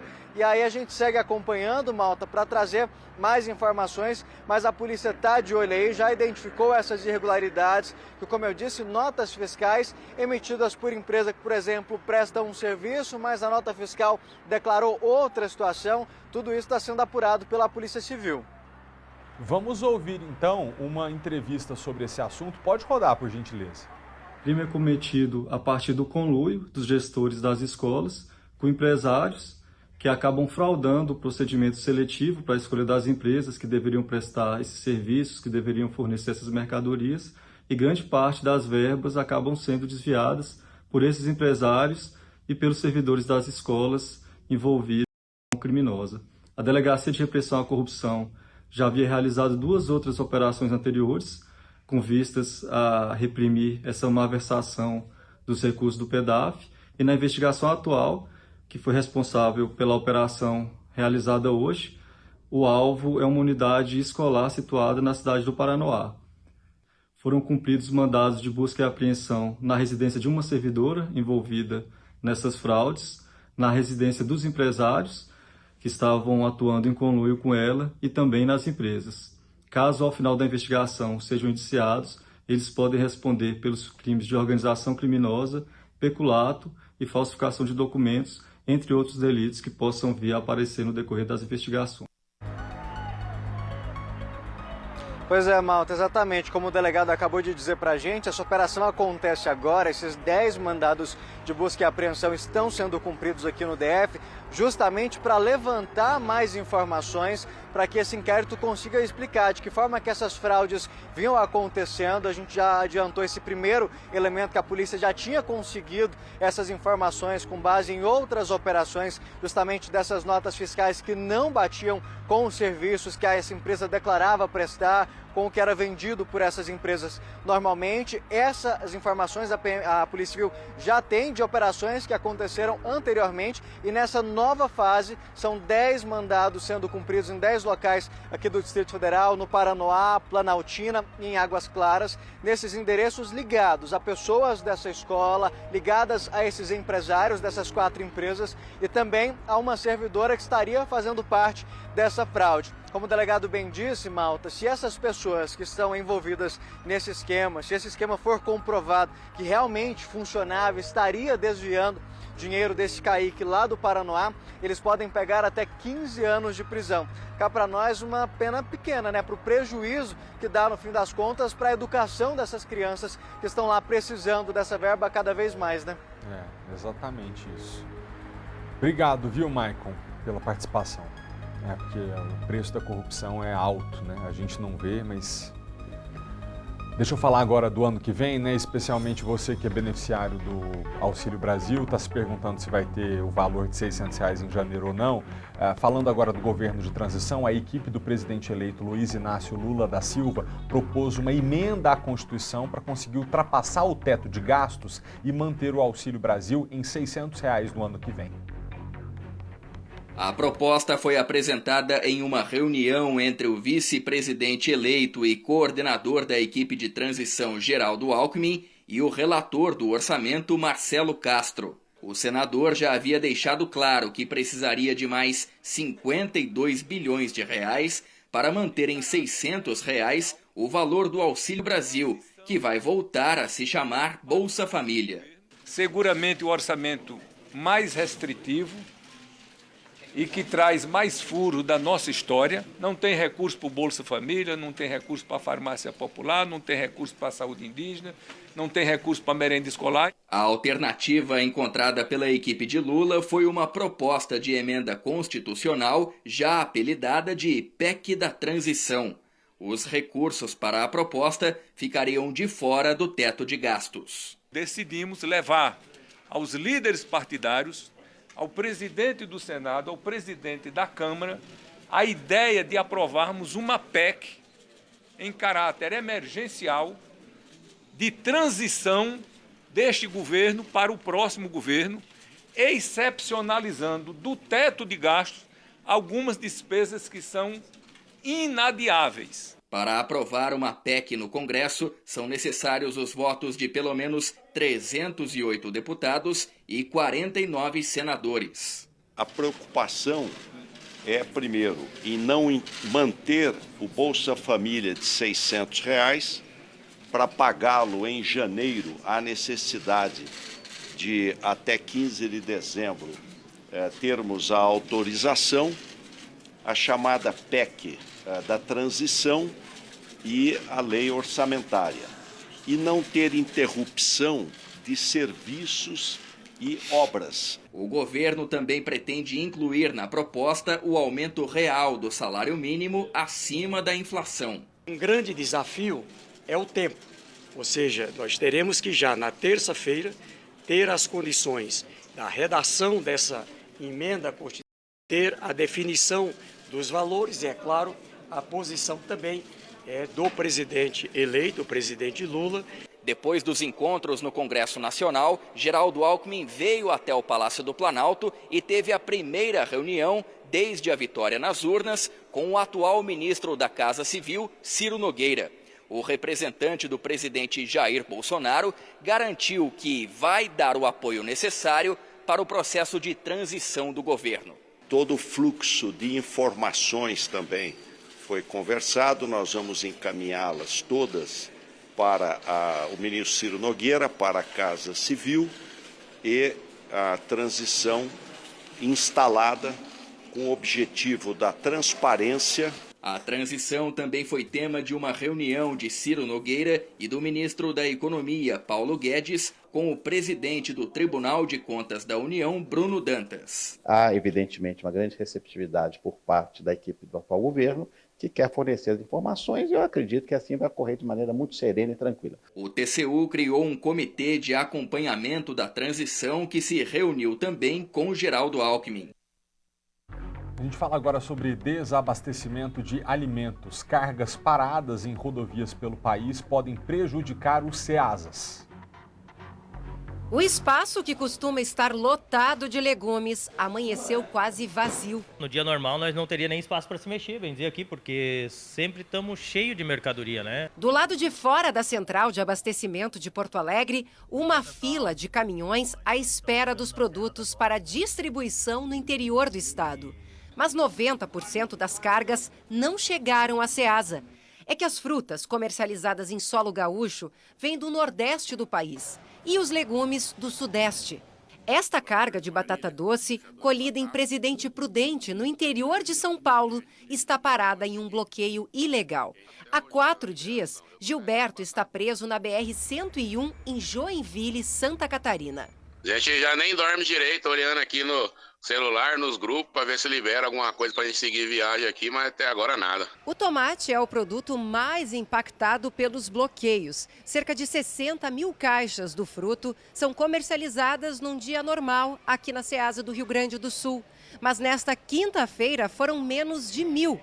Outros itens também sumiram das bancas, como melancia, abacaxi, mamão, batata e cebola. Hoje temos desabastecimento desses principais produtos, não tem como negar, infelizmente. Se não for liberadas essas cargas entre hoje e amanhã, infelizmente esse final de semana muitas cidades do Rio Grande do Sul vão estar desabastecidas desses produtos que eu relacionei. As rodovias interditadas também prejudicaram a fábrica da General Motors em Gravataí, na Grande Porto Alegre. A montadora deixou de operar por falta de componentes. No Pará, os bloqueios causaram desabastecimento em supermercados. Alimentos perecíveis que vêm de outras regiões estão em falta. Esta carreta, com 800 caixas de tomate, deveria ter chegado a Porto Alegre na segunda-feira. Mas Rafael só conseguiu seguir viagem na tarde desta quinta, após ficar em um bloqueio na BR-376, em Miringava, no Paraná. Eu carreguei domingo na fazenda lá em Mogi Guaçu, interior de São Paulo. Isso aí vai prejudicar a classe da gente mesmo, né? O presidente do Tribunal Superior Eleitoral, ministro Alexandre de Moraes, disse ontem, quinta-feira, que o resultado das urnas é incontestável e que manifestantes em atos antidemocráticos serão tratados como criminosos. Em Santa Catarina, a BR-101, segunda maior rodovia do país, que liga as regiões Norte e Sul, foi liberada no final da tarde depois de permanecer totalmente bloqueada no município de Garuva. Outros 2 trechos de estradas do estado permanecem com interdições parciais. Um vídeo gravado em Caruaru, no interior de Pernambuco, mostra um manifestante apoiado no para-choque de um caminhão em movimento. Vou parar ali pra você descer, você desce. A PRF disse que não foi informada sobre a ocorrência e não sabe o que aconteceu com o manifestante. Em Mirassol, no interior de São Paulo, a Justiça decretou a prisão preventiva do professor Israel Lisboa, de 29 anos, que atropelou 17 manifestantes ao furar um bloqueio. 2 pessoas permanecem internadas. Na sessão do Tribunal Superior Eleitoral desta quinta, o ministro Alexandre de Moraes afirmou que os responsáveis pelos bloqueios serão responsabilizados criminalmente. Acabaram o segundo turno. Acabou democraticamente no último domingo. Aqueles que criminosamente não estão aceitando, aqueles que criminosamente estão praticando atos antidemocráticos serão tratados como criminosos. E a sua responsabilidade, as responsabilidades serão apuradas. Na tarde desta quinta, Alexandre de Moraes ainda deu um prazo de 48 horas para que o diretor-geral da PRF, Silvinei Vasquez, apresente um relatório detalhado com todas as multas aplicadas contra pessoas e veículos que bloqueavam as rodovias do país. Em uma rede social, o ministro da Justiça, Anderson Torres, informou que, na última atualização, as ações nas estradas já haviam gerado mais de 4.200 multas, num total de R$11.300.000 e 37 prisões. Neste domingo, no Egito, a Conferência das Nações Unidas sobre Mudanças Climáticas de 2022. O presidente eleito, Lula, confirmou que vai participar da COP27.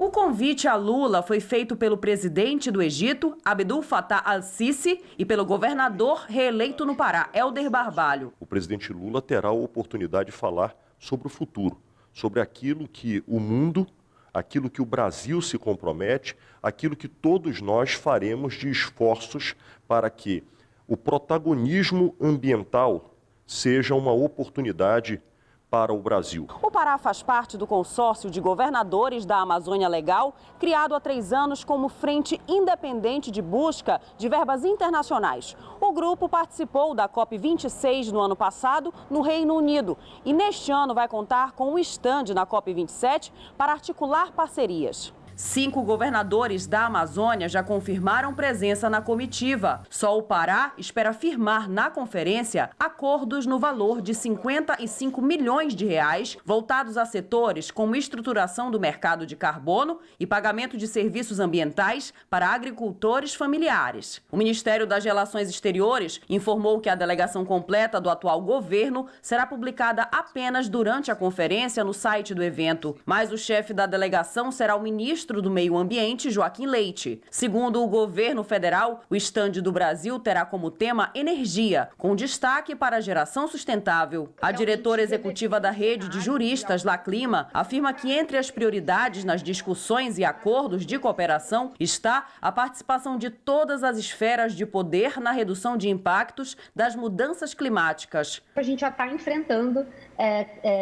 na pele aí, os efeitos da crise climática no Brasil, né, com os episódios mais recentes que nós vimos, de chuvas intensas, né, deslizamentos de terra que aconteceram por causa desses episódios de chuvas torrenciais. Então, a gente precisa pensar não só em evitar a crise climática, mas conviver com ela. A COP27 começa no próximo domingo em Sharm el-Sheikh, no Egito, e vai até o dia 18 de novembro. A participação do Brasil no evento foi comentada pelo enviado especial dos Estados Unidos para o clima, John Kerry. Durante entrevista em Washington, ele afirmou que confia que Lula fará o que for necessário para salvar a Amazônia e destacou que o presidente eleito está comprometido com o clima, algo que ele demonstrou com políticas durante o governo entre 2003 e 2011.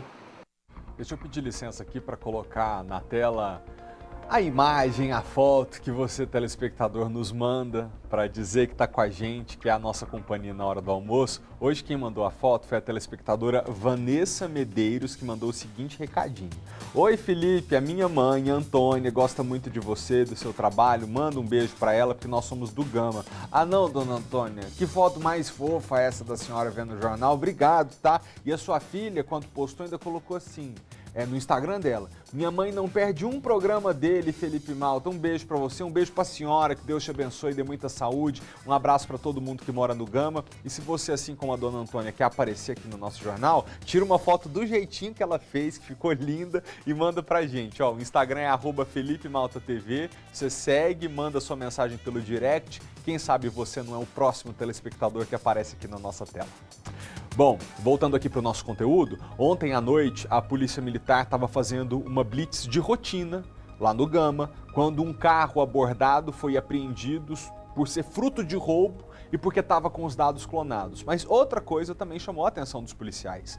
Dentro do carro estavam e 2.000 pacotes de figurinhas da Copa. A repórter Kátia Gomes traz as informações. Fica até a pergunta, será que as figurinhas também são produto de crime? Kátia, é com você.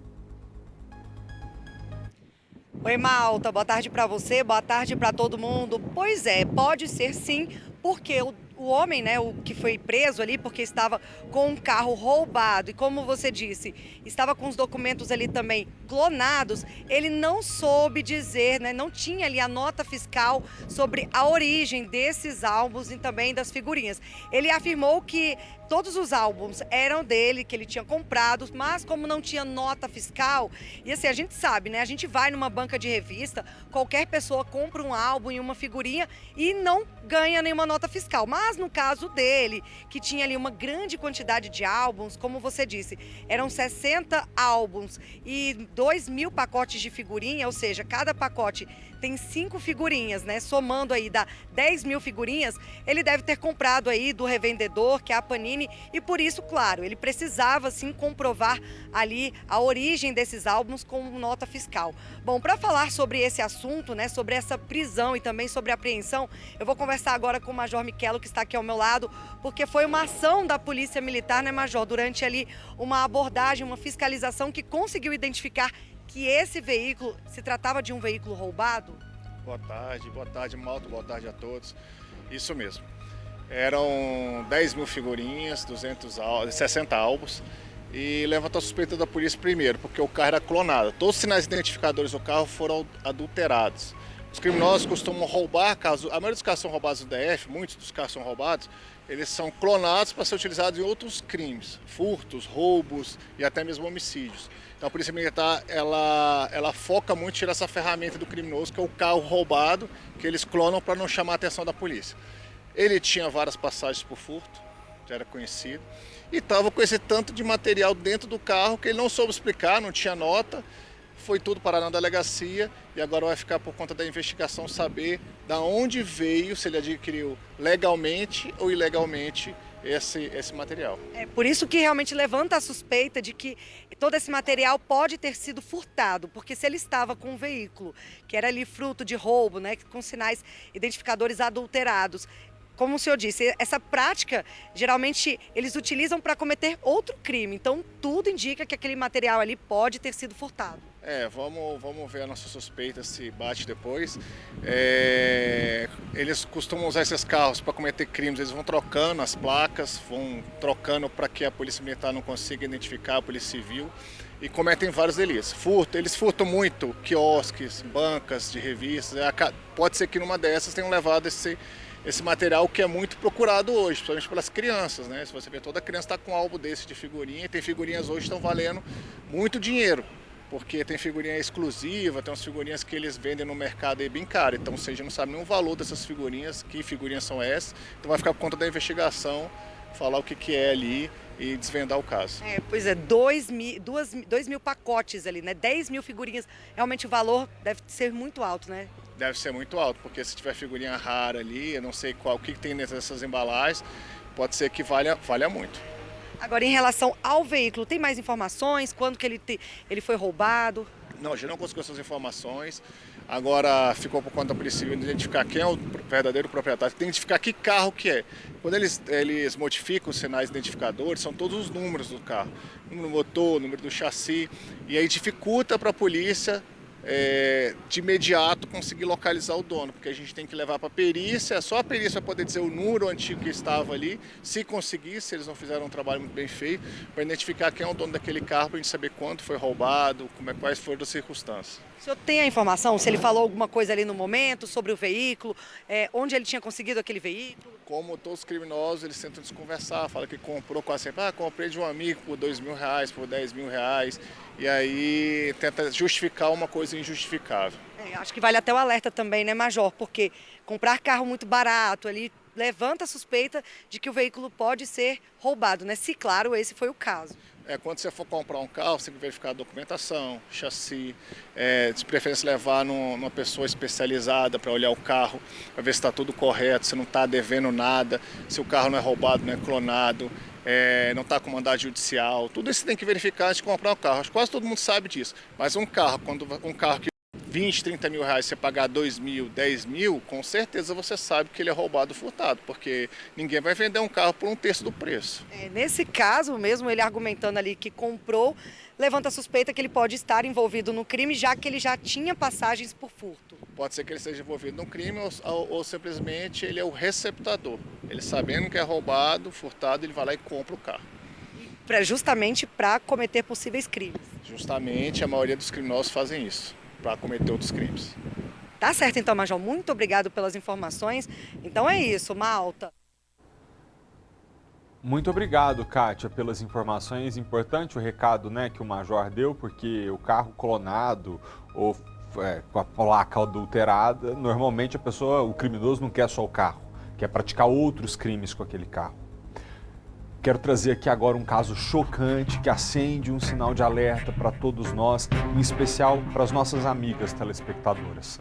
Uma mulher de 21 anos de idade foi estuprada e foi mantida refém por mais de 20 horas por um falso motorista de transporte pirata. A gente custa acreditar, mas aconteceu. Quem vai trazer os detalhes para a gente dessa história terrível é o repórter Maicon Leão. Antes de passar para ele, a culpa nunca é da vítima. É óbvio que a responsabilidade e a consequência tem que cair em cima do criminoso. Mas o que adianta a gente discutir isso depois que aconteceu? Por isso que aqui o nosso papel também é trazer o caso para levantar o alerta, para que a mulher possa entender e não se esquecer todos os dias que vive numa sociedade muito perigosa para ela. Depois que aconteceu, do que adianta responsabilizar? Claro que adianta, que tem que ser punido, mas a dignidade da mulher já foi violada, ela já passou pelo trauma, então tem que prevenir. Então esse aqui é um alerta para as mulheres tomarem cuidado ao pegar transporte e evitar transporte pirata. Não é isso, Maicon Leão?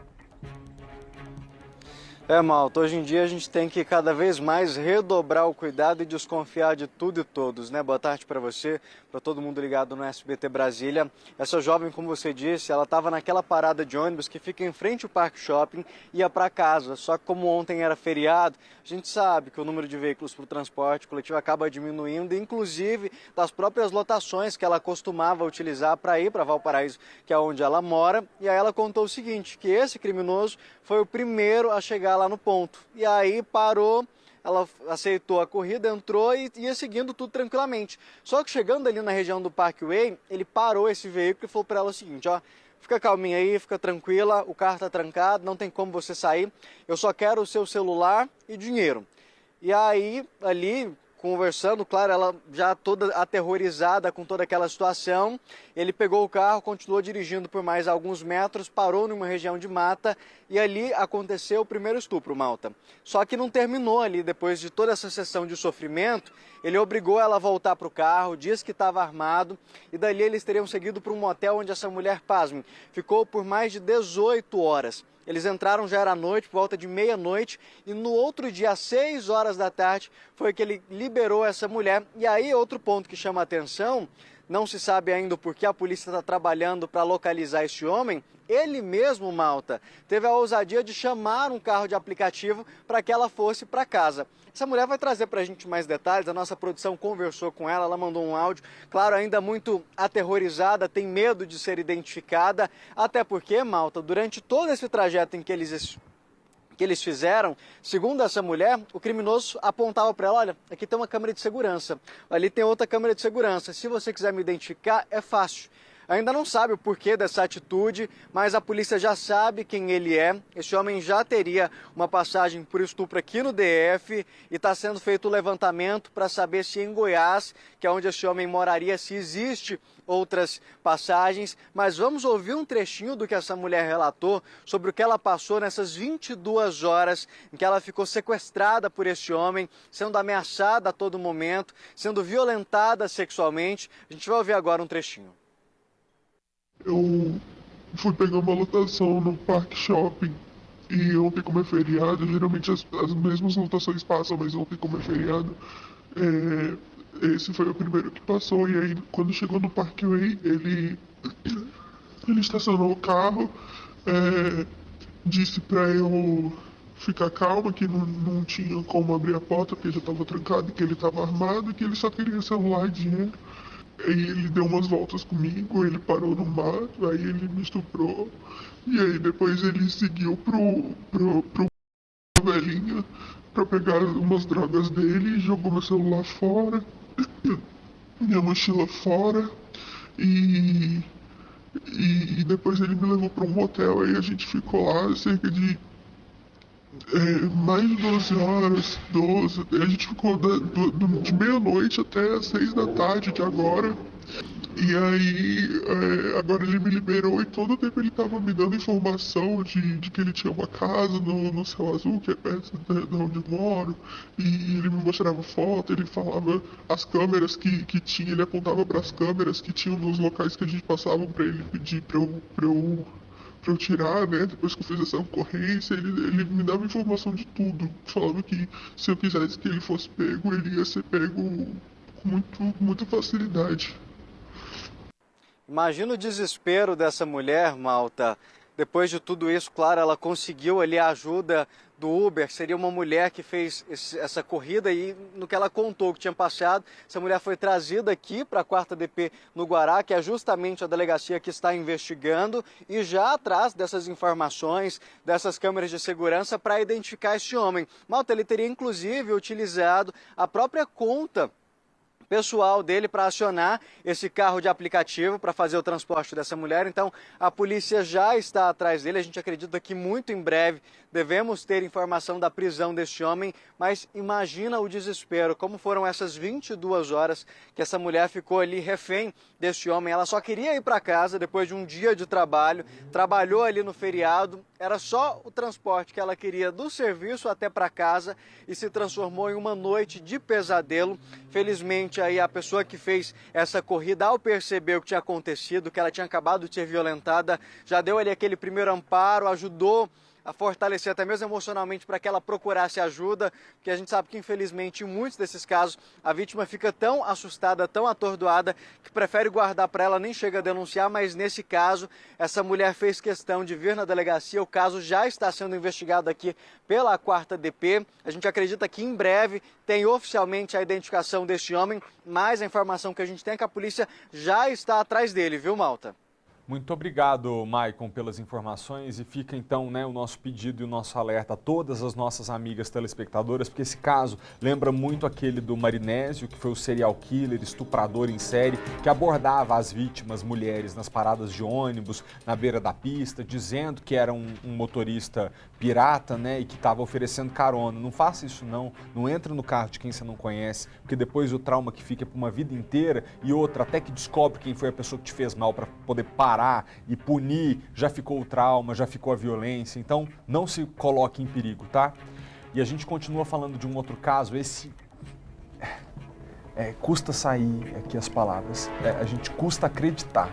A Polícia Civil de Goiás prendeu 2 irmãos suspeitos de estuprar as crianças da própria família deles há mais de 10 anos. Esses 2 pedófilos teriam abusado de pelo menos 6 crianças, meninos e meninas. E para falar sobre esse caso, a gente convidou a delegada Tamires Teixeira, que é responsável pela investigação.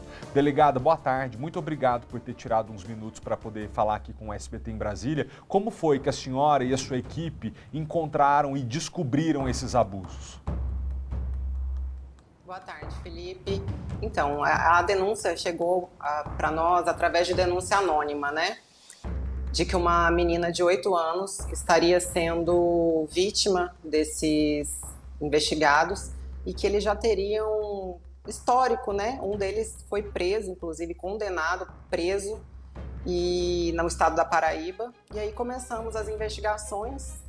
Colhemos o depoimento especial dessa menor, ficou constatado que de fato ela havia sido abusada, e aprofundando as investigações descobrimos que 6 vítimas, Delegada, a gente está até com as imagens deles aqui na tela. As imagens, inclusive, são um lembrete ao nosso telespectador de que há a possibilidade de que eles tenham cometido o mesmo crime com outras vítimas. Então, é importante que alguém que tenha reconhecido esses 2 homens como criminosos, que procurem a polícia também para fazer uma denúncia, não é isso? Isso. Inclusive, depois da divulgação das imagens, já temos 3 possíveis vítimas e não para de chegar a denúncia. Então, nós pedimos aí que qualquer pessoa que tenha sido vítima ou que testemunha, que venha até a delegacia, que entre em contato conosco, que aqui estamos preparados para dar amparo, além das investigações, de dar um amparo para essas vítimas. Porque o que a senhora colocou é importante a gente dizer, talvez, aqui falando da pessoa que foi vítima, enxergar o rosto desse homem na televisão e lembrar do que pode ter acontecido com ela deve ser muito traumático. Ainda assim, é importante que a pessoa respire fundo e vá colaborar com a polícia até para que ela possa ajudar nessa missão de punir essas pessoas adequadamente. Eu tenho certeza que aí na delegacia vocês estão preparados para receber alguém que vai ser complicado mexer numa ferida, mas é tão importante que essa pessoa ajude agora, não é? Sim, é importantíssimo, até mesmo como você disse, Felipe, para a gente parar, Quanto mais depoimentos a gente tiver, quanto mais vítimas colaborarem, aumenta a pena desses criminosos, que eles fiquem aí para sempre na cadeia, Muito obrigado pela sua participação, por ter tirado uns minutos para conversar aqui com o público de Brasília. Bom trabalho para a senhora, até a próxima. Eu que agradeço, até a próxima. Obrigado. Quando a gente mostra casos como esses, a gente vê a importância de denunciar, não é? E se você em casa tem conhecimento ou tem a suspeita de que alguém que você conhece, um vizinho, um conhecido, possa estar cometendo algum tipo de crime sexual contra crianças, não fique calado. Denuncie, ligue para o 197, você não precisa se identificar, viu? Agora eu vou partir para o noticiário internacional. A Coreia do Norte, olha para você ver que momento tenso a gente está vivendo no planeta, Para todo canto está pipocando guerra, desavença, e o problema é que quando planetas decidem ficar em desavença com outros planetas, países eles não brigam só no verbal, né? Costumam fazer uso do aparato bélico que tem. E a Coreia do Norte lançou mais 2 mísseis em direção ao Japão. Sirenes de alerta soaram e os japoneses foram orientados a procurar abrigo. Pela TV, os sul-coreanos acompanharam o anúncio do lançamento de pelo menos 2 novos mísseis de curta distância feito pelo país vizinho. No Japão, sirenes de alerta soaram minutos depois. Mas os mísseis não entraram no espaço aéreo japonês. Eles teriam falhado e caído no mar, segundo autoridades sul-coreanas. Os japoneses não estão tão longe e temem que os ataques dos norte-coreanos possam atingir as ilhas do sul do país. A Rússia e a China, que fazem fronteira, reforçaram o aviso para que o ditador Kim Jong-un pare com as hostilidades. Mas, segundo os Estados Unidos, a Rússia tem responsabilidade ao dar dinheiro ao governo da Coreia do Norte em troca de equipamentos militares para a guerra na Ucrânia. Para tratar da escalada da tensão naquela parte do mundo, o secretário de Defesa americano se reuniu nesta quinta-feira com o responsável pela defesa da Coreia do Sul, país atacado. É lamentável que a Coreia do Norte tenha escolhido interromper o período de paz. Por isso, decidimos estender os exercícios militares em conjunto, disse o secretário americano. As manobras conjuntas de aviões militares dos Estados Unidos e da Coreia do Sul foram justamente o motivo que a Coreia do Norte deu para o lançamento dos mísseis. O líder norte-coreano afirma que o país corre risco. Aqui nos Estados Unidos, o secretário de Defesa ainda alertou que qualquer tentativa do governo norte-coreano de usar armas nucleares pode significar o fim do regime de Kim Jong-un. Não foi definida uma data para o fim dos exercícios militares em conjunto, a mando de Washington e Seul.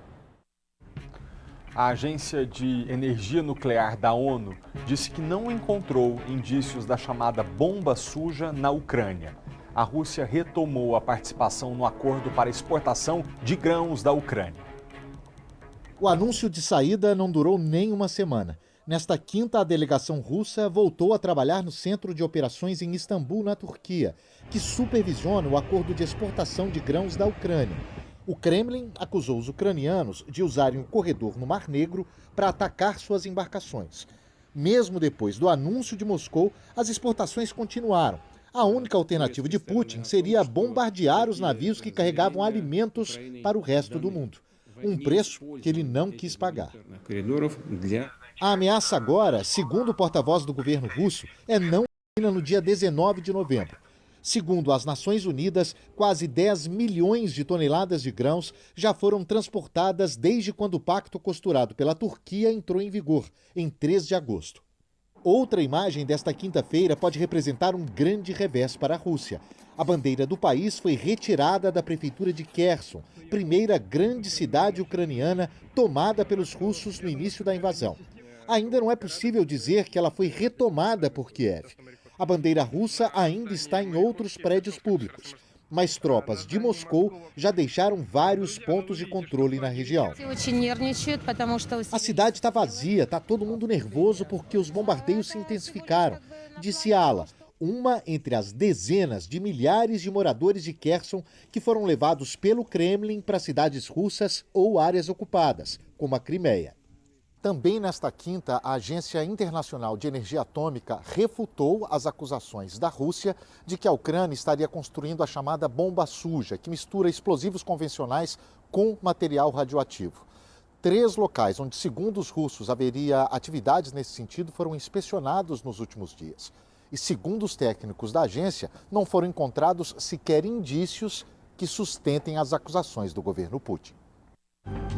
O mundo da imaginação está tomando conta das salas de aula na rede pública aqui no Distrito Federal. É a segunda edição do Prêmio Candanguinho para estimular nas crianças o gosto pela escrita e, quem sabe, revelar uma nova geração de escritores infanto-juvenis aqui na nossa região. Esse prêmio tem sido divulgado de um jeito muito divertido, com música e poesia.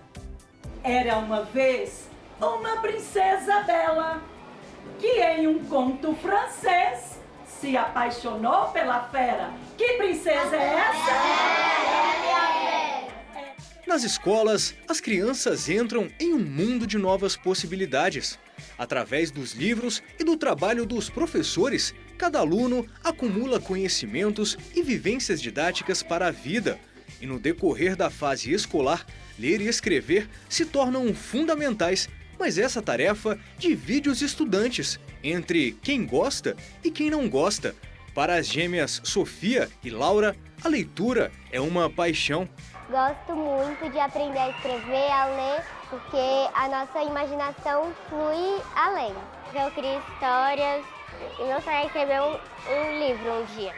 Desde o ano passado, o Prêmio Candanguinho de Poesia estimula crianças e jovens que têm gosto pela literatura a escrever poesias, além de resgatar a importância dessa parte da cultura brasileira entre os mais jovens. Um recital que mistura poesia e música dentro das escolas. Os organizadores do Prêmio Candanguinho de Poesia estão percorrendo os centros de ensino do DF para divulgar o concurso e, quem sabe, conquistar novos participantes. A ideia é mostrar que ler e escrever pode ser mais divertido do que as crianças pensam. Poesia é brincar com palavras, como se brinca com bola, papagaio e peão. Só que bola, papagaio e peão, de tanto brincar, se gasta. As palavras não. O Henrique e o Maurício participaram da primeira edição do Prêmio Candanguinho no ano passado e se destacaram. A premiação e o reconhecimento incentivaram e transformaram a relação dos dois jovens com a literatura e a poesia. Eu adorava ler e escrever, mas ganhar esse prêmio me deu novas perspectivas. Eu fiquei muito mais empolgado em si no quesito da literatura e isso foi como ponto de partida para me abrir novos horizontes. Quando saiu meu nome na lista dos premiados, eu fiquei em choque e eu fui à loucura, eu saí gritando dentro de casa. Cara, eu ganhei. E fiquei muito feliz, bastante feliz. Vendo minha poesia também, pegando o livro fisicamente pela primeira vez, vendo minha poesia lá. São 3 categorias no Prêmio Candanguinho de Poesia. Infantil, para crianças de 6 a 12 anos, juvenil, com participantes de 13 a 17 anos, e uma outra destinada a pessoas com deficiência, entre 6 e 17 anos. Podem se inscrever interessados do DF e da Região Integrada de Desenvolvimento, que reúne Goiás e Minas Gerais. Os 10 melhores trabalhos em cada faixa etária vão ser publicados, disponível nos formatos impresso, braille e audiolivro. Qualquer criança pode participar, é gratuito. Então, assim, acho válido que os pais e os professores estimulem os seus filhos e essas crianças participarem, né? Cada participante pode concorrer com até 2 trabalhos e as inscrições para participar do segundo Prêmio Candanguinho de Poesia estão abertas até 11 de novembro no site prêmiocandanguinhodepoesia.com. Os 3 melhores trabalhos de cada categoria vão receber um smartphone, um tablet e um leitor de e-book, respectivamente. O que a gente faz tem que ser mostrado, né? Então a gente vem com esse objetivo de fazer com que a criança, o adolescente, tire aquele texto que está guardado na gaveta ou ele fez para um trabalho de escola, que ele venha a se colocar nesse campo, né?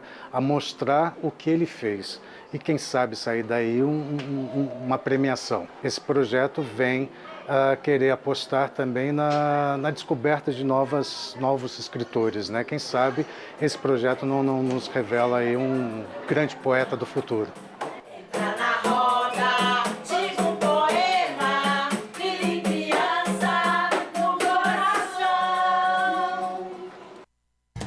Deixa eu ver quem é que vai aparecer aqui na tela hoje. A gente tem mais um telespectador para mandar um abraço. Olha só, é a Bruna Mariana, essa eu conheço, a telespectadora nossa de São Sebastião. E a foto, pelo que eu lembro, tinha até ali no cantinho a dona Antônia, que é a avó dela, porque a gente visitou a casa da Bruna no Cartinha de Natal do ano passado e levamos de presente um celular muito top. para a avó dela, para as duas continuarem conversando todo dia. A avó mora no norte de Minas, se eu não me engano, e agora elas estão se falando todo dia com o celular que a gente deu de presente. Daqui uns dias a gente começa o cartinho de Natal SBT 2022, tá? Para você em casa ficar ligado. Se quiser aparecer no jornal, @FelipeMaltaTV, é só mandar a foto e a gente abre um espacinho para você. Não na semana que vem, que eu tenho que te avisar que eu não vou estar aqui no jornal, vou estar um pouquinho mais cedo no Primeiro Impacto, conto com a sua companhia. E agora é hora do esporte. Obrigado pela companhia e pela audiência e até segunda, um pouquinho mais cedo em Rede Nacional. Tchau!